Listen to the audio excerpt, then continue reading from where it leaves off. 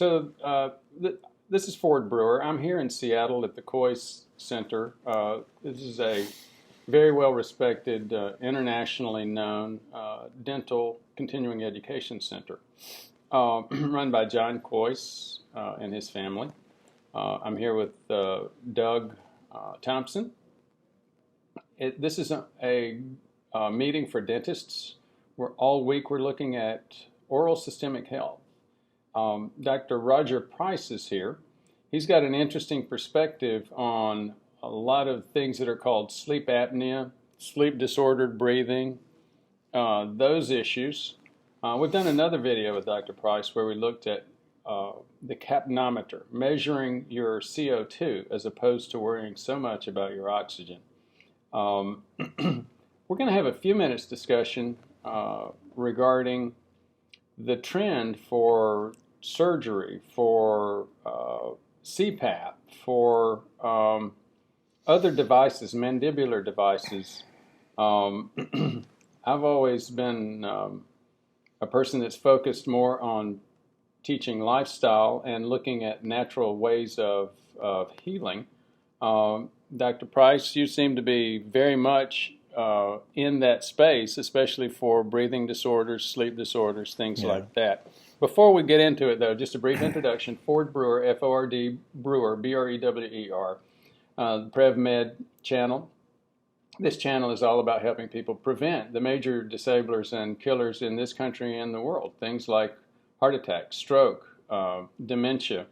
And when you start looking at the numbers, sleep disorders are very much associated with that. Very briefly, you can see an immediate increase in insulin resistance if someone loses, if they go significantly with less than 7 or 7.5 hours sleep. So sleep is important. It's been a major focus.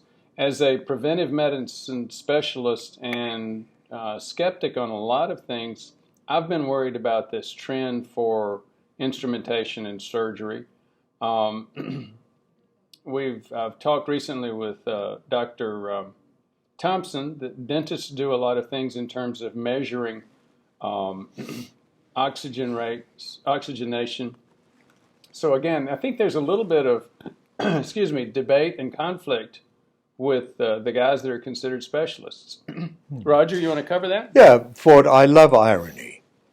And the delicious irony of this whole thing is that the gold standard for sleep is the CPAP machine.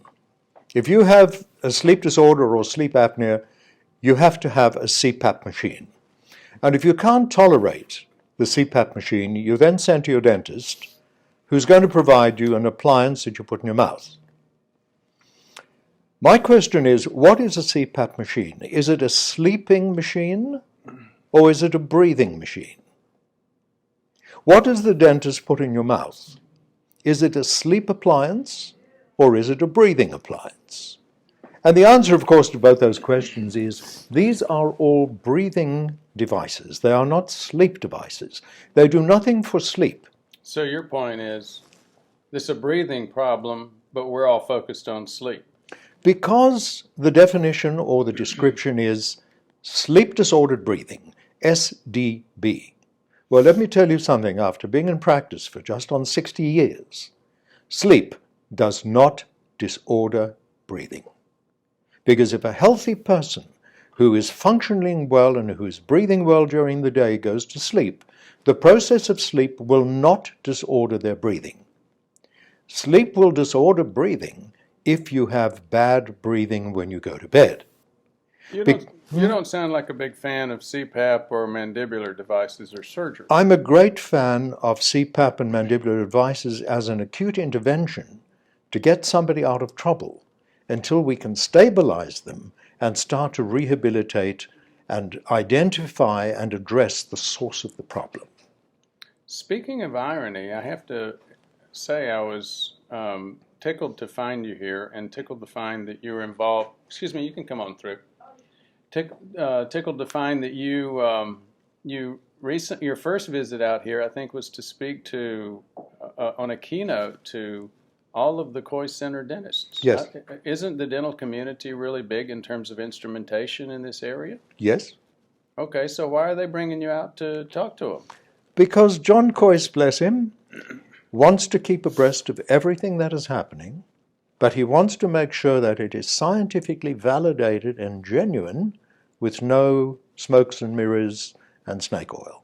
He is very good about that. I've been very impressed, and that's Yeah. why he's got such excitement and such a following here, such a lot of focus with the dentists. And These are an folks enormous that are amount of really- respect. And a huge respect Yeah. globally. And again, it's because of that focus on science. Right. So you mentioned to me another video from a well-respected sleep physician, a short 2-minute video by Dr. Barbara Phillips. Phillips. Yes. Tell us about that real quick, and I'll put a link to that under the video. Yes. In a nutshell, what Dr. Phillips said was that the way sleep is being handled at the moment is too complex, too expensive, not available to the people who need it, too money-oriented, and too test-oriented. And people are spending too much time reading tests which really have nothing to do with the problem. Those tests are telling you all about the consequences. So if you focus on that well-known term SDB, sleep disordered breathing, which trips off the tongues of doctors and dentists around the world thousands of times during these conferences, if your focus is on sleep disordered breathing, you are going to look for the solution in sleep. That is not where the problem lies. The problem lies in the behavioral compensations and parafunctions that people create literally from the first breath in order to do the most important thing in life, and that is to take the next breath. Because if you don't take the next breath, everything else is secondary. Well, that's sort of intuitive, but people don't tend to think about that, do they? Well, not only is it intuitive, but the body will do it. The body will turn you upside down, inside out, and face you at 973 degrees to take the next breath, if that's what it takes. So the person whose mouth is open, whose chin is up, whose shoulders are twisted, whose back is arched, to take that next breath is doing that so that they can continue to remain alive. These things then become the way they function, and for them it becomes the new normal. It does not mean it's correct. Thank you very much, Dr. Price, for your information and your insights in this area, and thank you for your attention. My pleasure, Ford.